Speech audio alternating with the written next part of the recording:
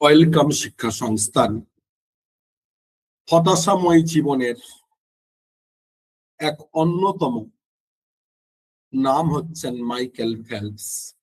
এর নাম অনেকে জানেন, অনেকে জানেন না। আসলে আজকে যখন প্রত্যেকে প্রায় আমরা দেখি এবং প্রায় ফোন আসে, হোয়াটসঅ্যাপ আসে আমাদের কাছে যে স্যার দীর্ঘদিন ধরে প্রস্তুতি নিচ্ছি কিন্তু কোনোভাবে সফল হচ্ছি না। কেউ অফিসের কর্মজীবনে যে কাজ করতে করতে ফেড আপ হচ্ছি, মানসিক ভাবে নিজেকে মানসিক ভাবে হীনমন্যতায় ভুগছি, বিপর্যস্ত হচ্ছি, কিন্তু লক্ষ্যে পৌঁছতে পারছি না। আসলে একটা কথা বলি, এর মূল কারণ কি জানেন? আমাদের অভ্যাস, আমাদের দৃঢ় তার মানসিকতার অভাব। আসলে এইরকম এই বদ অভ্যাস পরিবর্তন করে সু অভ্যাস গঠন করা এবং মানসিক দৃঢ় সংকল্প মানুষকে লক্ষ্যের চরম কিনারায় পৌঁছতে পারে, তার অন্যতম প্রমাণ এই মাইকেল ফেলপস। ইনি অ্যাকচুয়ালি ছিলেন একজন সুইমার, সাঁতারু। মূলত এই মাইকেল ফেলপসের জীবন যদি আমরা দেখি, যে 2004 সালে তিনি অ্যাথেন্স অলিম্পিকে 200 মিটার ফ্রি স্টাইলে হেরে যাওয়ার পরে তিনি অলরেডি ভেঙে পড়েছিলেন। কেউ ভাবতে পারেনি যে তিনি আর কোনোদিন ফিরে আসতে পারবেন। কিন্তু যেদিন থেকেই মাইকেল ফেলপস 2004 সালে এই 2004 সালে তিনি যখন অলরেডি অ্যাথেন্স অলিম্পিক থেকে বাড়িতে ফিরলেন পরাজয় স্বীকার করে, সেদিন তার ছোটবেলা থেকে যে কোচ বরাবর তাকে প্রশিক্ষণ দিয়েছেন, তিনি তাকে অনেক কথা বললেন এবং তিনি শুরুও করলেন কিন্তু প্রস্তুতি।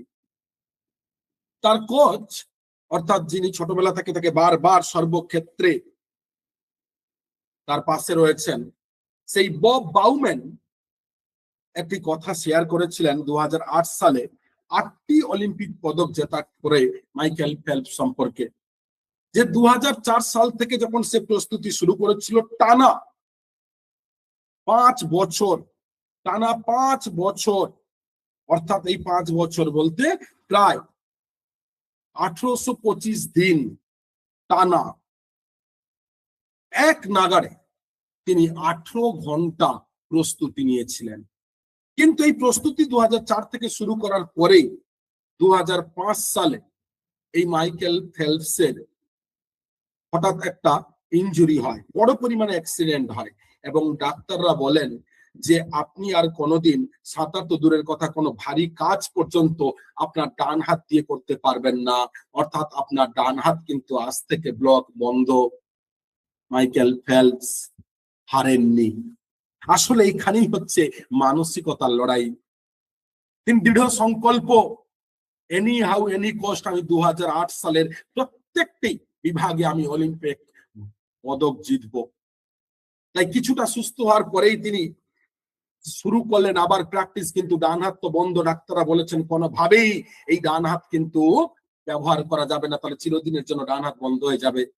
মাইকেল ফেলপস বাঁ হাত দিয়ে, তার কোচ বব রাউলার বলছেন বাঁ হাত দিয়ে তিনি প্র্যাকটিস শুরু করলেন এবং বাঁ হাত দিয়ে আর কতটা হয়, কিন্তু চলতে থাকলো। ঠিক 2006-এর শেষের দিকে, 2007-এর দিকে ডাক্তাররা আবার রিপোর্ট করার পরে বললেন যে না, ডান হাত কিন্তু সম্পূর্ণভাবে ফিট, এবার আপনি কিন্তু আপনার কাজ সঠিকভাবে করতে পারবেন।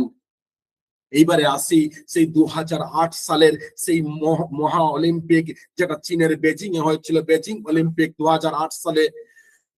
পর 8টা বিভাগে মাইকেল ফেলপস পদক জিতেছিলেন, 8টি গোল্ড সোনা জিতেছিলেন। আসলে সেই সময় তার কোচ বলছেন তার এক ইন্টারভিউতে যে ওই সময় 2-3টে বিভাগে এমন হয়েছে যে ডান হাত কিছুটা যাওয়ার পরে ডান হাত কিন্তু কাজ করছে না এতটা স্পিডে। তখন কিন্তু তার এতদিন মাঝখানে যে 3 বছর বাঁ হাত দিয়ে শুধু প্র্যাকটিস শুরু করেছিলেন, সেই বাঁ হাত কিন্তু অন্যদের মতন অকেজ নয়, তার বাঁ হাত ও ডান হাতের মতন সমানভাবে স্বাবলম্বী ছিল। তিনি তাই দিয়ে কিন্তু তার বাঁ হাত ডান হাত দুই হাতে সমানভাবে যখন এই ডান হাত বসে বাম হাত দিয়ে এগিয়ে গেছেন এবং 2008 পরবর্তীকালে আবার অলিম্পিক পদক। এইভাবে মাইকেল ফেলপস কিন্তু বিশ্ব জুড়ে এই দৃঢ় মানসিকতা এবং অভ্যাসের জন্য বন্দিত। আসলে এখান থেকে কি শিক্ষার, কি শেখার?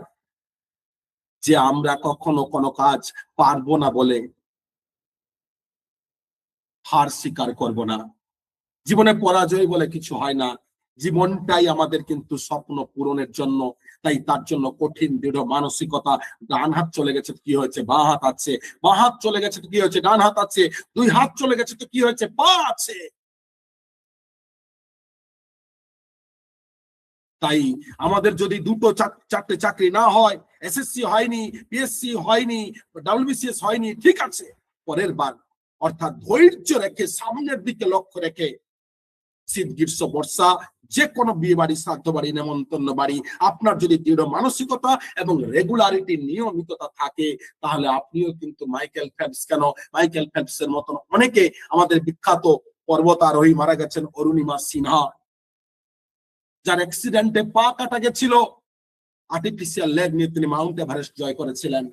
আসলে দৃঢ় সংকল্প এবং নিয়মানুবর্তিতা এবং নিয়মিত অভ্যাস আপনাকে সফলতার চরম শিখরে পৌঁছাতে বাধ্য।